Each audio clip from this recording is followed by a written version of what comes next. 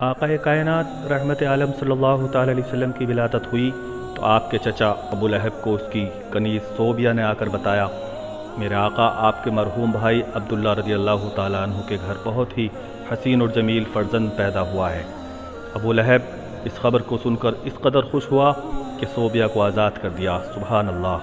ایک مرتبہ آقا کریم صلی اللہ تعالی علیہ وسلم نے صحابہ کرام سے فرمایا، الا انبئکم بخیارکم، کیا میں تمہیں نیک بندوں کی پہچان بتاؤں؟ تو صحابہ کرام رضوان اللہ تعالی علیہ مجمعین نے عرض کیا، یا رسول اللہ ارشاد فرما دیجیے۔ تو آقا کریم صلی اللہ تعالی علیہ وسلم نے فرمایا، خیارکم الذی اذا رؤوا ذکر اللہ، یعنی تم میں نیک وہ ہیں جن کے چہرے کو دیکھو تو خدا یاد آ جائے۔ سبحان اللہ۔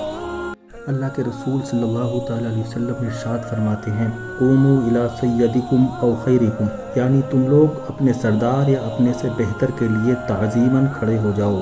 صحیح بخاری کی حدیث شریف سے صاف طور پر ظاہر ہوا کہ اپنے بڑے اور اپنے سے بہتر کی تعظیم کے لیے کھڑے ہونا اللہ اور رسول جل جلالہ صلی اللہ تعالی علیہ وسلم کے حکم کے مطابق ہے اور ان کی خوشی کا ذریعہ بھی ہے۔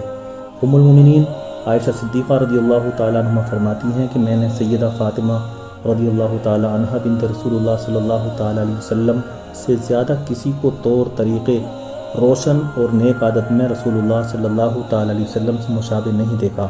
جس وقت حضرت فاطمہ حضور صلی اللہ تعالیٰ علیہ وسلم کے پاس حاضر ہوتی تو آپ صلی اللہ تعالیٰ علیہ وسلم ان کے لیے کھڑے ہو جاتے، ان کی پیشانی چومتے اور انہیں اپنی جگہ پر بٹھاتے۔ سبحان اللہ۔